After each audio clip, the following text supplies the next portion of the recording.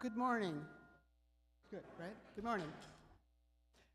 Welcome to the Unitarian Universalist Congregation of Cleveland. I'm Pat Solomon, a worship associate at UUCC.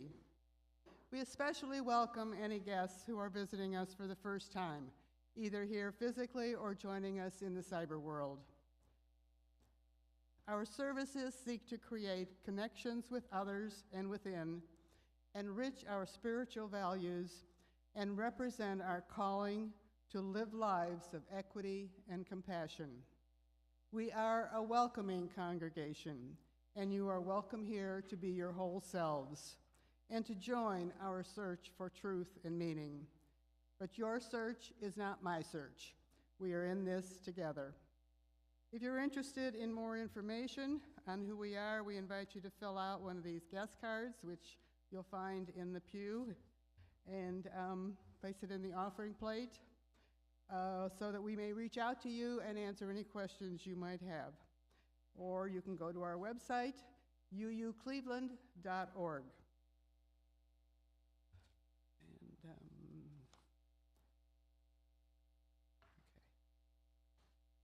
Chalice lighting this morning will be done by Jeremy Holmes. Jeremy is a lifelong Unitarian Universalist growing up here in First Church. Jeremy and Aaron are parents of two small children, Harrison and Nina, in the church school. He has served on the board, been an advisor for the youth group, and is a member of Harry's Kitchen Crew. He works for the Cuyahoga County Board of Developmental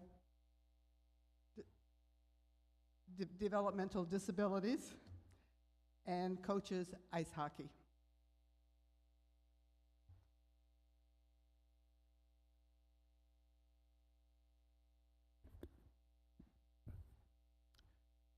To face the world's shadows, a chalice of light. To face the world's coldness, a chalice of warmth. To face the world's terrors, a chalice of courage. To face the world's turmoil, a chalice of peace. May its glow fill our spirits, our hearts, and our lives. Lindsay Bates.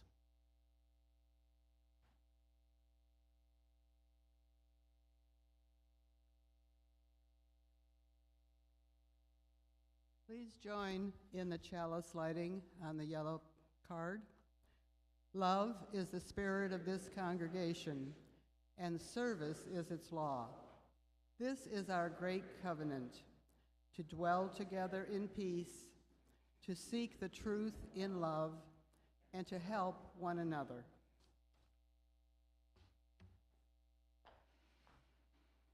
Good morning. I'm Reverend Randy. My pronouns are they, them, and I am delighted to be with you in worship today. Welcome home. Welcome indeed to this place of light and warmth and courage and peace, made so by your presence and your intention here as we worship together. We're going to sing in just a moment hymn number 6 in the gray hymnal, Just As Long As I Have Breath. But first, let's take a moment and greet one another. And if you see a face you don't recognize, make a special effort to help them feel welcome.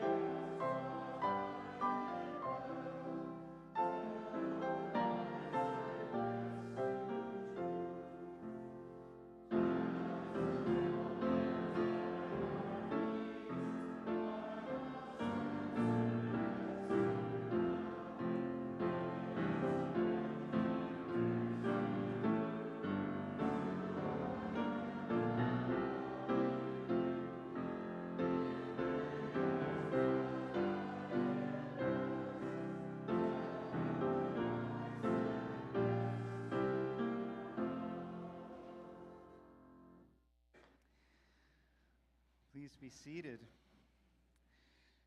Now is the time in our service when we share our joys and concerns with one another. And if you're joining with us online today, I hope that you will take a moment and put any joys or concerns that you want to share with the congregation in the comments below.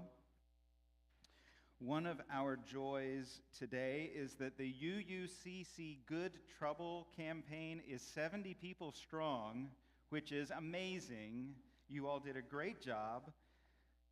You're not very excited about it, but you still did a great job.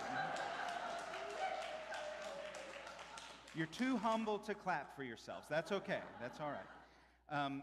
Our Good Trouble team mailed out 1,000 letters yesterday as part of the Vote Forward Big Send campaign, and also 750 postcards in the last 2 weeks, just to get people who are less likely to turn out to vote to be encouraged to come out to the polls. So this is a huge impact, and we've got lots of other things that are happening here to make sure that there are fair elections in our community, but one of our great joys today is our Good Trouble campaign's success.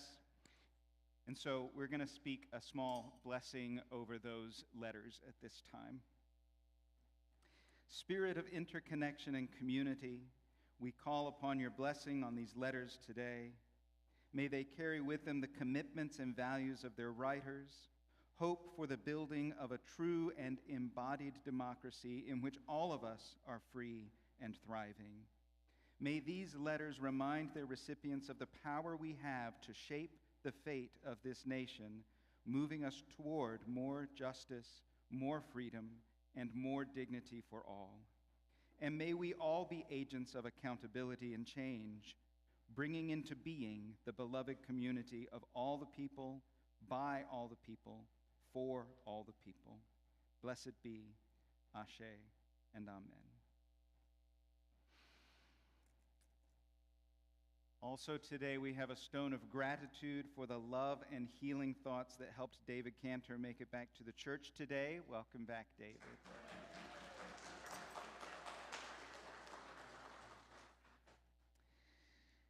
And a stone honoring Reverend Charles Sherrod, a civil rights pioneer who has died.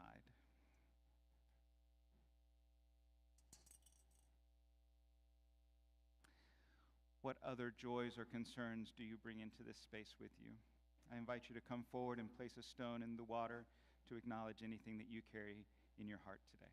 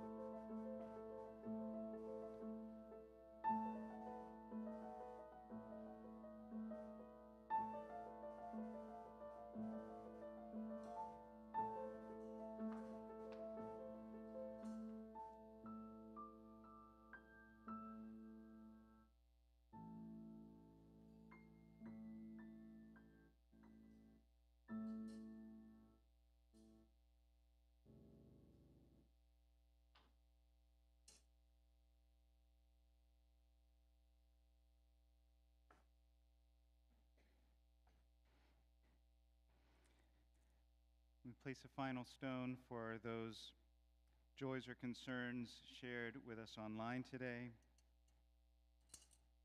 And we acknowledge that we carry a lot with us into this space.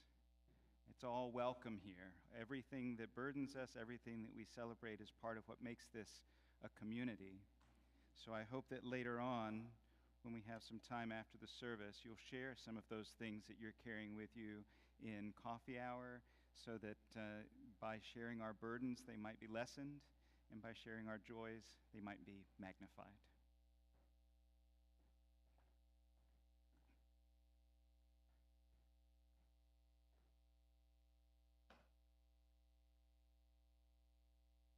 Well, good morning. This is without a doubt the strangest way I have yet begun a reflection, but if you have a gray CX-5, your hazards are blinking in the parking lot. There's a license plate number JV23276, so whoever might have that car, just as an FYI. I'm also definitely going to make it a policy to start a reflection by inviting someone to hurriedly leave the room before I get into things. Well, good morning, everyone. This is a time of year that, especially as I get older and older, I am always somehow surprised and also kind of delighted by just how durable and how, like, you just can't get rid of that childlike, extraordinary glee and excitement when it's Halloween. Like, that just doesn't go anywhere. It survives pandemics, and it sticks with us even as we get older. I see fun outfits at the grocery store, all kinds of things that just show up and remind us why the season just feels so special, so interesting. I mean, there's also something about greeting the world that is changing and different, right? I mean, this is, it's fall time, and, you know, I mean, what other day of the year do you get to, like, is your dinner just candy? Like, that's your entire dinner. So that to me is really powerful. It's a beautiful and sacred thing to see that particular way in which our humanity bubbles up in this joyful way. And so when I'm looking for that in sort of other places, a place I have always found it in this community, in this space, among our youth in particular, is with a game called Glorp. Now, if you are a young person or you grew up in this congregation as a young person, Glorp means deep things to you. But it occurred to me, many of us might have no clue what that means. It might sound like trail mix. But in fact, it is this really big part about how and why and the ways in which fun, gleeful excitement happens here. And I am no expert on Glorp. I'm a learner of Glorp. So I was asking Abs, Burkle, before the service if Abs could explain, you know, a little bit about Glorp. So Abs, what is Glorp? How do you play Glorp? So Glorp is basically a very extravagant game of tag. There, you pick one person to be the Glorp monster, really, and you take apart pieces of a flashlight, and the Glorp monster has to hide them throughout your playing space. And then they go around tagging people as the people are trying to find the flashlight pieces. And once everyone's found the flashlight pieces, all of the people come together and shine the flashlight on the Glorp, and the Glorp dies. So to be clear, the flashlight is the thing. Yes. So how is it not like freeze tag or like flashlight tag? It's different. It's more of a teamwork aspect. Teamwork, okay. Now here's a final question. Why is our building a particularly good place to play Glorp? There's so many hiding spots. I don't think the architects had that in mind, but would you say that's like crucial to this game? Yes, because you have to hide the pieces of a flashlight and you have to hide from the Glorp so you don't die. So hiding the flashlight, hiding from the monster, Glorp. Yes. Thank you so much, Abs. Oh, Glorp. I really hope that most of us do not actually have the primal, terrifying experience of being chased by a dangerous monster or wild animal or something like that. But maybe that's also why Glorp is actually such a cool game to play. It allows us to explore what it's like to face our fears and sort of navigate that process in this particularly safe setting. But there's more to what I specifically love about Glorp, especially speaking as someone who's always trying to sneak vegetables into fun things to do. And needless to say, the metaphors and symbolism of this game are rich, dripping with meaning in all these different ways. I mean, the very idea that part of this game is about collecting resources and tools in order to shine light onto, this game is played in a dark building, to shine light and understand also that if you are frozen by the Glorp monster, you have to wait for a friend to come and rescue you in a way that makes you, as Ab so perfectly pointed out, work as a team. I don't think it's a random fact that we take time every year to celebrate a season that acknowledges change and names fear as part of what it means to accept the coming winter, among all the other changes in the year. And Glorp, which I do have to say is not a Halloween-only game, certainly can be played on Halloween, but Glorp can teach us not only how we should face and confront our fears, but also there's something in the idea that even if we feel like we are scared and alone, this game reminds us that, even if we're frozen at that moment, someone out there is trying to put a flashlight together. And maybe there's something really important and hopeful in that. A really quick announcement for any of our youth today. We have a special cookie decorating experience downstairs after the service. So we hope to see you all there.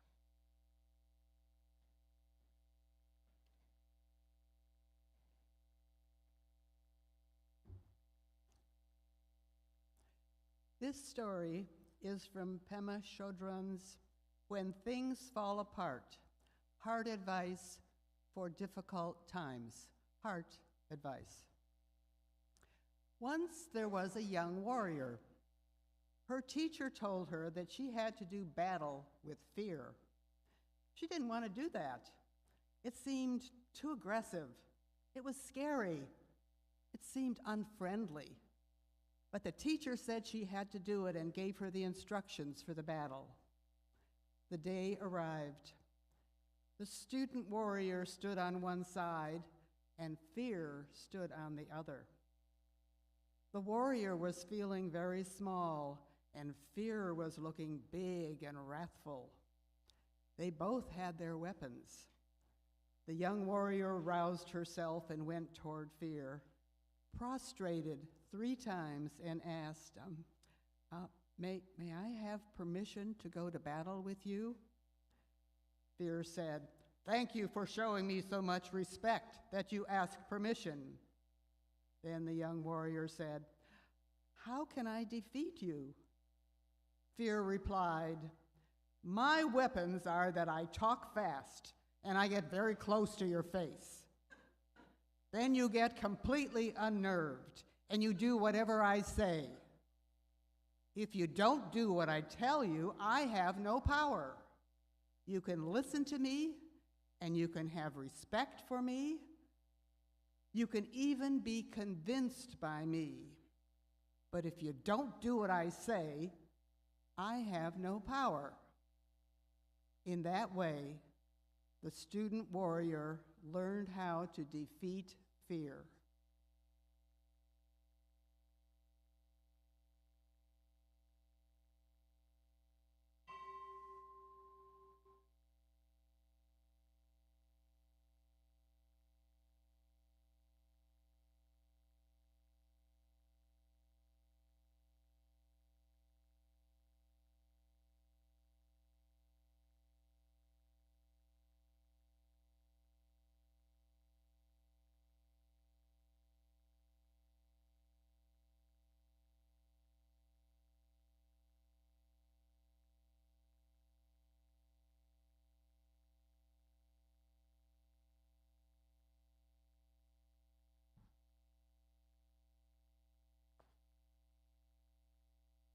This morning's offering will go to the Journey Center for Safety and Healing.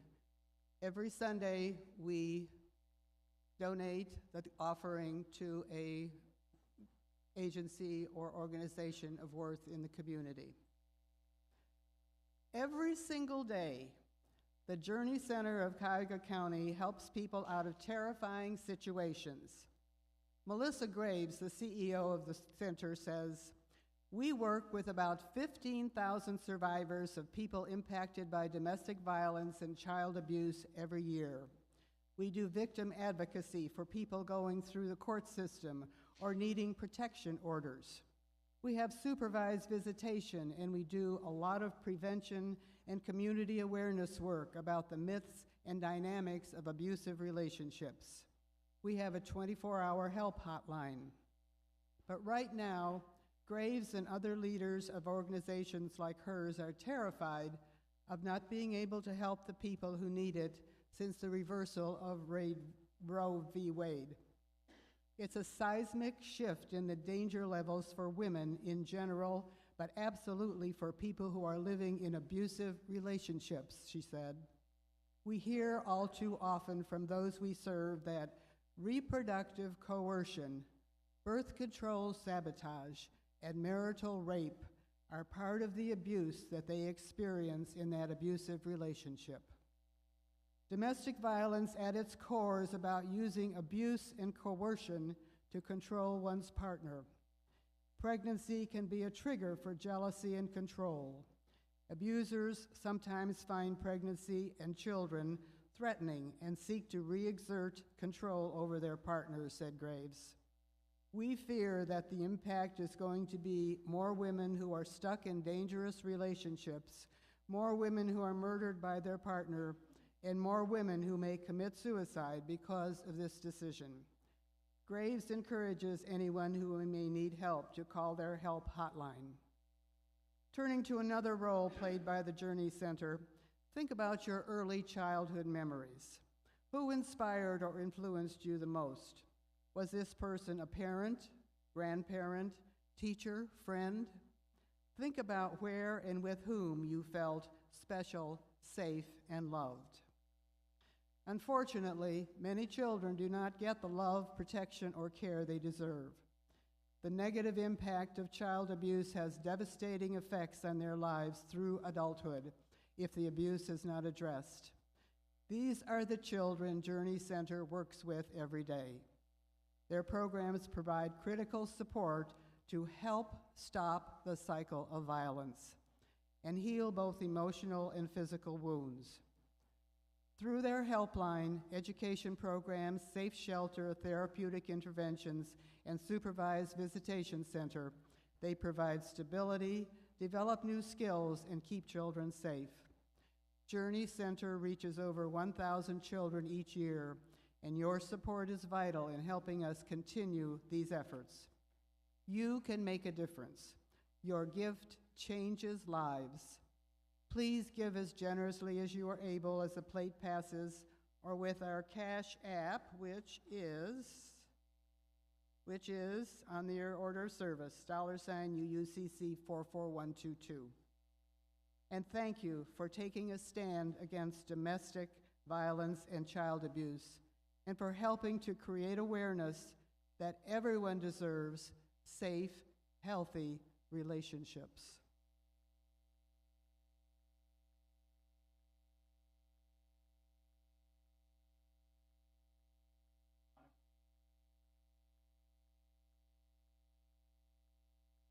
If you'd like to sing along with the offertory music, it is the very first hymn in the gray hymnal, "May Nothing Evil Cross This Door."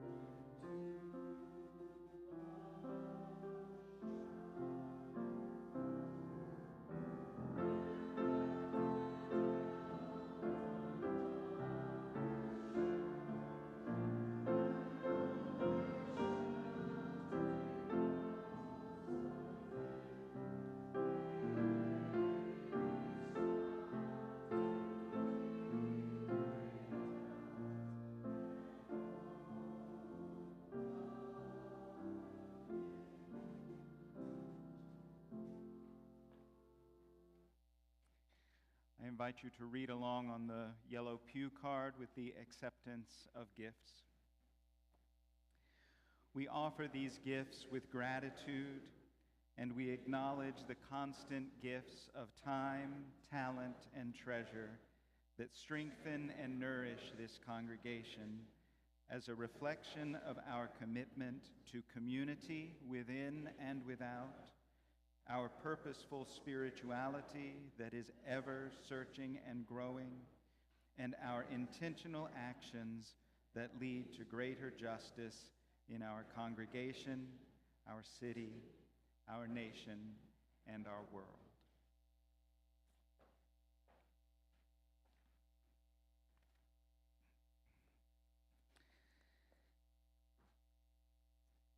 We can sing or speak a blessing over this community with all of the things that we hope for each other. And those blessings come to naught if we don't have the courage to act in accord.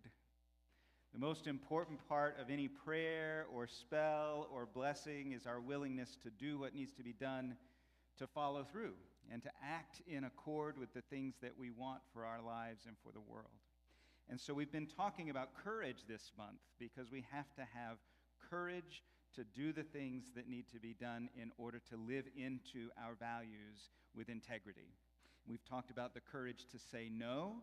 We've talked about the courage to be vulnerable and the courage to fail. We talked about the courage to be our authentic selves. And so today we are talking about one more way that we can be courageous in living into our life-affirming values. The courage to face our fears.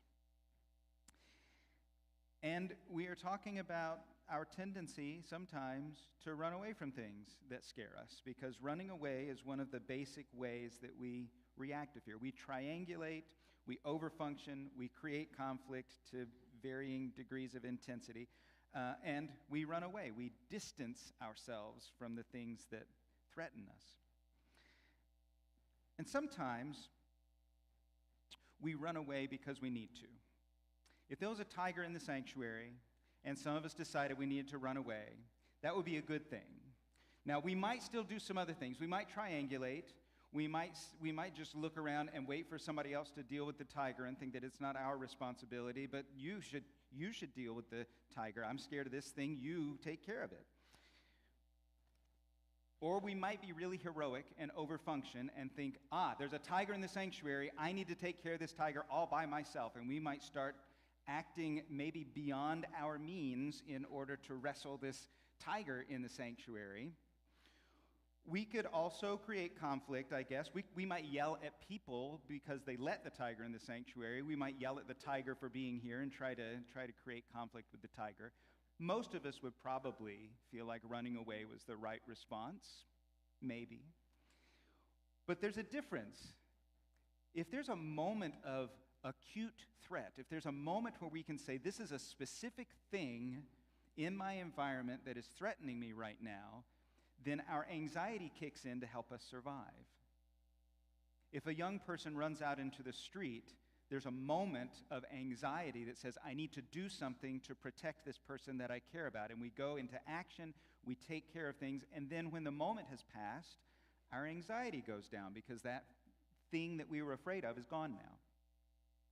But a lot of us carry around with us more chronic kinds of anxieties. The things that we are afraid of are not things that we can point to in our environment like a tiger in the sanctuary. It's things that are more in our heads about what might happen.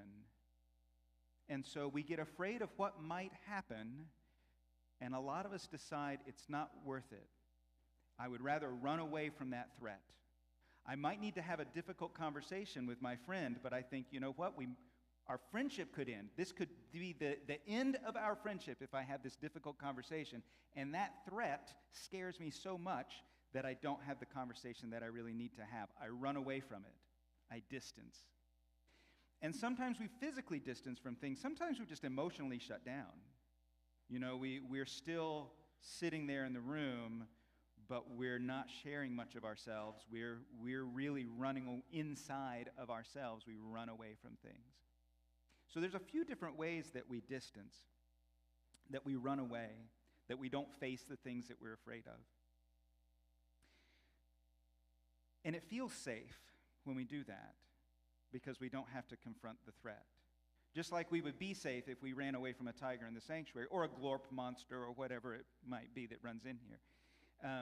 But when we get away and we're safe, then we don't feel like we have to keep running. But in a lot of places in our lives, the things that we are afraid of are actually things that we need to confront. If we want to promote greater justice and equity and compassion in the world, there are some things we're going to need to confront. We can't run away from the things that make us anxious when it comes to the covenant that we have with one another to promote a better world. We can't create lives of greater wholeness and well-being if we run away from the things that make us anxious. We certainly can't dismantle racism and other oppressions within ourselves and in our congregation, which is the 8th principle that we've affirmed last May. That's a covenant that we have now to build beloved community by our accountable actions that dismantle racism and other oppressions within ourselves and in our community. Do any of you feel a little anxious about that? Because I do. I mean, there's all kinds of things that could come up if we start exploring that. Dismantling oppressions within ourselves and our community feels a little scary. But the kind of community that we want to build requires that of us. We have to face that fear. We can't run away from it. If we just hide from it and say, well, we passed this thing and now we're good, and then we just dodge it every time the issue comes up, we're not going to build what we want to build. So facing our fears, facing the things that make us anxious is really a requirement of living into our values with deep integrity. But the good news is we already know how to face fears. Everybody in this room has faced something that we've been afraid of at some point in time. We've done it. We know we can. It's not something that is completely foreign to us. In fact, I'll just ask, since Alan was so nice and got this microphone already earlier, what's something that you used to be afraid of that you're not afraid of anymore? What's something that Lori used to be afraid of that Lori's not afraid of anymore? Public speaking. And how did you get over that fear, Lori? My professor made me do it. I was in a graduate assistantship, and he said, you're going to teach this class. And I'm like, anything but that. He's like, do it. I did it. I lived. So you did it. You had someone encouraging you to do it, maybe aggressively encouraging you to do it, but you did the thing that you were afraid of, and now you're not afraid of it anymore, as anybody around here knows. Yes. What's something you used to be afraid of, Janine? I was afraid of sleeping in the dark when I was a little girl. And do you sleep in the dark now? I do. How did you get over that fear? My Uncle Jim bought me 2 Tootsie Rolls and said if he gave them to me, I had to stop sleeping with the light on. Bribery. It worked. Yes. I'd do anything for that man and 2 Tootsie Rolls. So somebody that we cared about, plus a little bit of a treat or a little reward, somebody helped us, and then you did the thing. You slept in the dark, and now you realize it's not something to be afraid of. One more. Yes. Okay, 2 more. Shadows. You used to be afraid of shadows, and now you're not.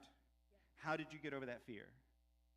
I now feel good about sleeping better in rooms that have shadows. Okay, great, because now you've realized there's nothing to be afraid of. You faced it. What's something you used to be afraid of, but you're not?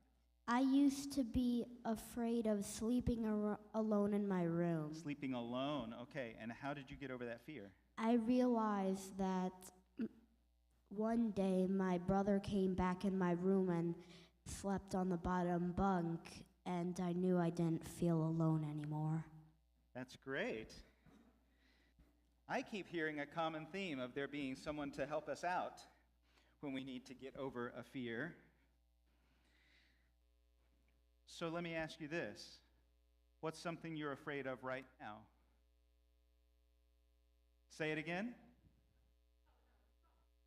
Oh, We're afraid of certain we're afraid of certain political possibilities, okay? Judy, what's something you're afraid of right now? Afraid of the patriarchy. Standing up with others helps, but you're afraid of it right now. We're not over that fear yet. You have one? What's one thing you're afraid of right now? I'll just repeat it. Snakes? That might be an acute fear. I think if there was a snake that crawled into this sanctuary, a lot of us might just react and do what we needed to do to get away from the snake. But not all snakes are dangerous, right? So some snakes, it's safe to have around, and they might take care of some other pests for us, and they might be, somebody's best friend, that snake that you're afraid of. No, Lloyd? You're afraid of death? I think there might be some other people here that have that fear. And maybe facing that fear is not going to be the same as facing a fear of sleeping in the dark, right? There might be something different that we have to do in order to face these bigger threats that we feel. I'm going to mention the tiger in the room because nobody else is mentioning it. We had someone here last Sunday that behaved in a way that was kind of out of context, that violated the boundaries of our space. And that scared a lot of people here. Some people weren't scared, but some people were scared. And you know what? I heard over and over again this past week, we weren't really scared of that person, and we weren't really scared of what that person was saying. We were scared of what that person might do. We were scared because in our heads, in our minds, we felt a sense of threat because our imaginations told a story that was really, really frightening. And that happens. So we get scared of things that have a really, really low possibility of happening. It's more likely that our church is going to get hit by lightning than that someone is going to come in here to do harm. That's just a statistic. That's not me making things up. That's a statistic. But in our heads, we're not really afraid of lightning. We don't think, oh my goodness, if I go to that building, lightning could strike. But we're afraid of the other stories that we tell in our heads because it feels more threatening. So, what do you need from this community in order to face that thing you're afraid of? What do you need from the people here in order to not be afraid of snakes anymore? Let me bring you the microphone so you can tell us. What do you need from the people in this room to not be afraid of snakes anymore? I don't really know anything about this. You don't know anything about snakes? So maybe there are some people in this room that know some things about snakes, and when we learn a little bit more about the thing we're afraid of, then maybe it can make a difference instead of it just being us all on our own. Was there something you're afraid of right now? I am actually afraid of lightning. You are afraid of lightning. Did I just terrify you? I'm sorry. What do the people in this room need to do to help you be less afraid of lightning? To teach me not to go up near high places like trees and don't climb on trees anymore. Oh, well, I don't know if we can teach you not to climb on trees anymore, but we might, by gathering here together, help you feel a little bit safer, because we got all these people in this room that are kind of cool without worrying about lightning, and so maybe having other people climb the tree with you. Maybe don't climb a tree in a thunderstorm. Maybe there's a situational thing we can work on. How can the people in this room help you be less afraid of the patriarchy?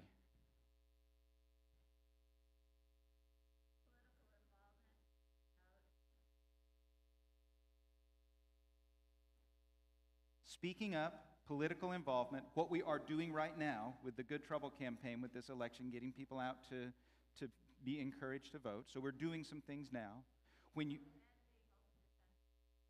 Particularly the men in this community being open to feminism, not being threatened by women having equal power. Yeah? Is that what you mean by feminism? Yeah. More or less, it's more than that. It's a complicated definition.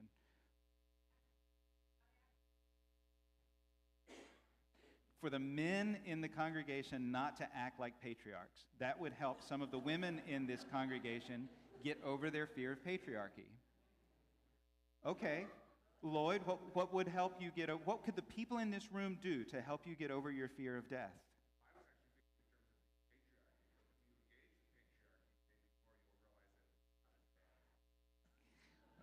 Okay. So Lloyd is suggesting that we need to face our fears, which, yes, so let's unpack that for a second. Lloyd said if you would engage with us, then you'd realize that we're not so bad. But the patriarchy and men are not the same thing. That's a false equivalency. Not all men are part of the patriarchy. There are men in this room who are supporting our principles in a meaningful way.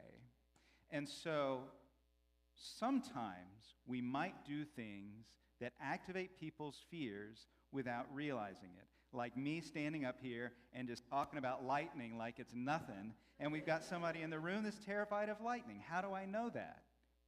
Because somebody says something to me and says, you know what, I'm actually scared of lightning. And then I can say, I am so sorry.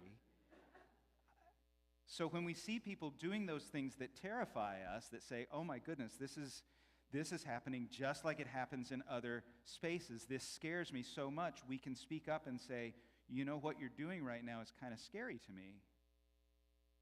And if we have the kind of community we want to have, then we take a step back and say, I am so sorry. That's not what I was intending to do. And because we're able to speak up and confront things in this space, we might not only build the kind of community we want here, but we might be able to speak up and confront our fears in other spaces too. But I'm not letting you get away with it just by answering somebody else's fear, Lloyd. I want to know, what can the people in this room do to help you get over your fear of death? To help you face your fear of death, I'll say. Conversation about death, I imagine. Conversation about the thing that scares us. Which means we have to be vulnerable enough to let people know, this thing scares me, and we have to have people who are willing to talk with us about it. It might scare everybody in this room, and some people may have different perspectives about it.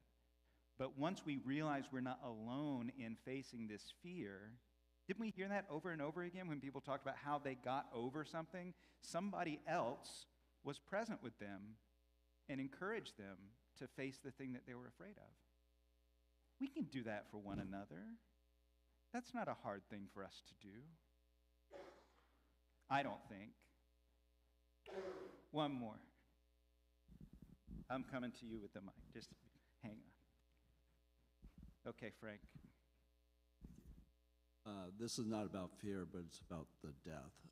I work in senior living, if you will, and I think that when you speak to people in their 90s and close to 100, you get the concept that this is part of who we are.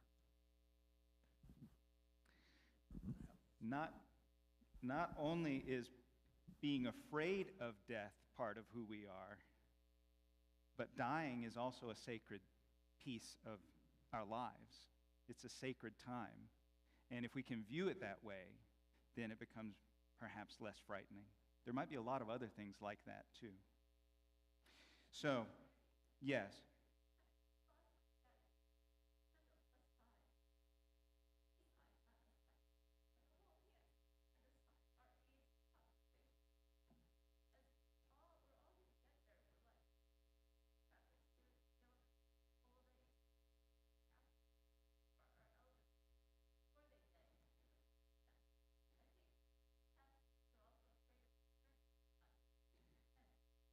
So sometimes we're also afraid of the journey and not just the destination.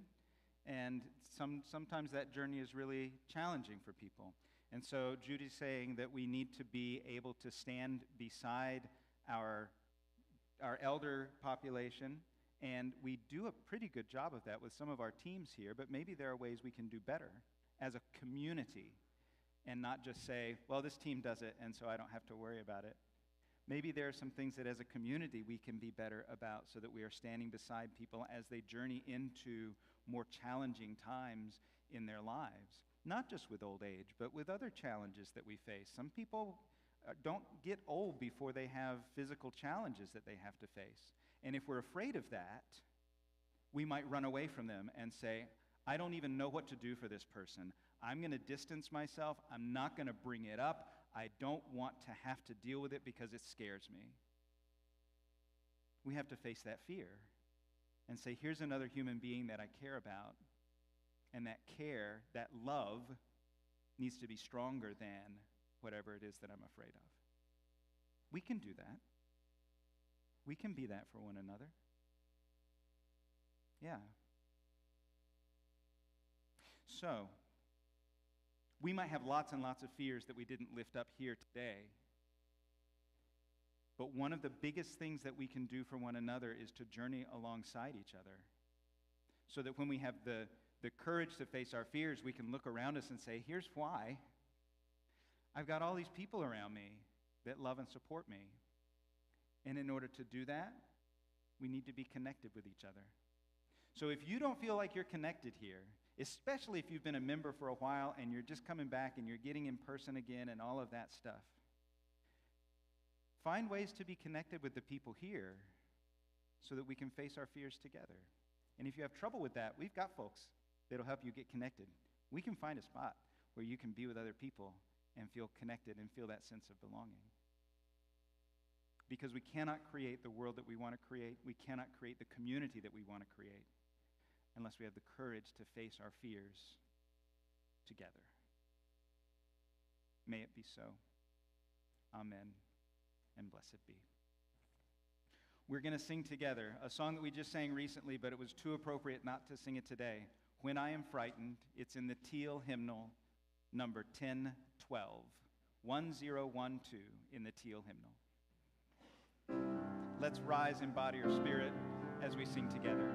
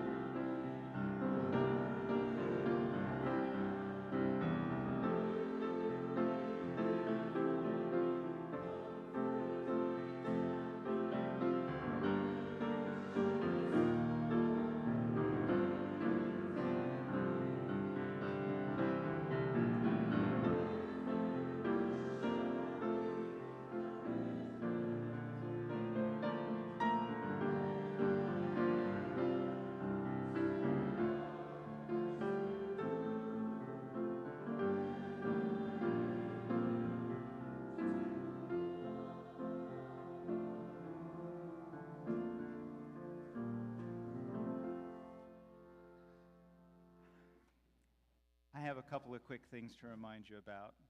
And the first one is we are still taking some precautions with COVID, and so the windows are going to be open. We're going to have the fans on to help ventilate the air and keep air circulating.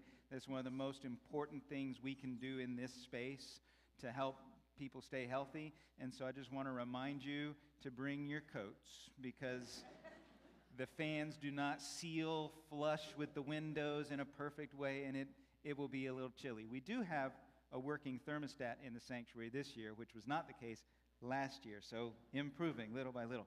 Also, that QR code is still going to be on the back of your order of service. If you check in with that, if there is someone that calls on Monday morning and says, I just tested positive for COVID and I was in the sanctuary yesterday, we will reach out to the people that have let us know through that QR code to do the contact tracing so that you can also be mindful of that.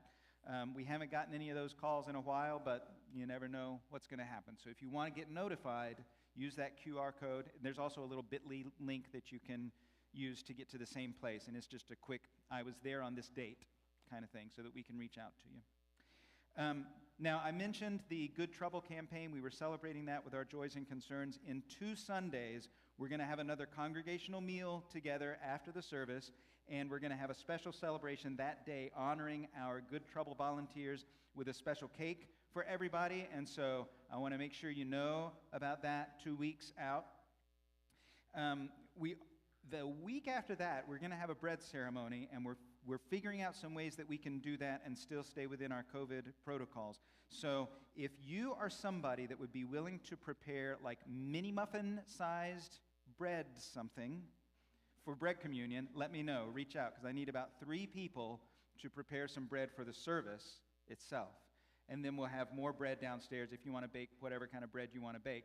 We're going to need some volunteers to slice and prepare and serve the bread. So if you want to volunteer for that, please let me know as well. But especially if you want to make bread for the service for bread communion, please reach out this week.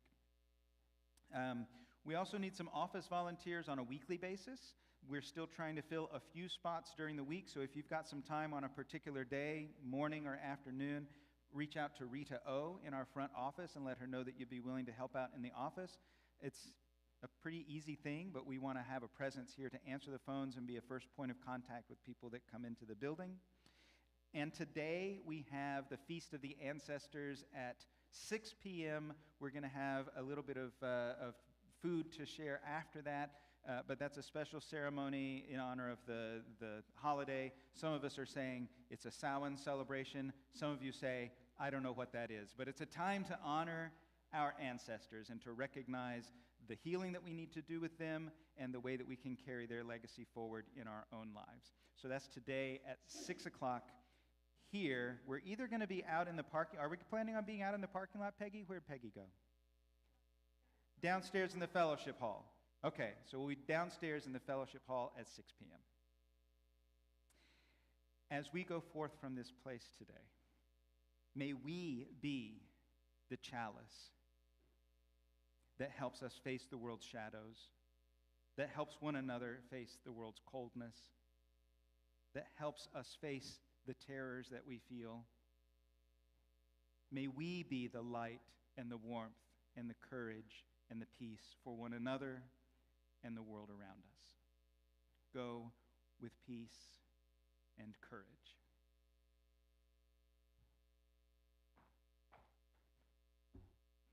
Before we extinguish the chalice, I just want to point out, if you have not noticed, on the back of the order of service, there is a reading by Cornel West, an eminent African-American academician and activist.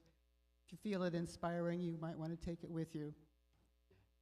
Please join me in the reading to extinguish the chalice.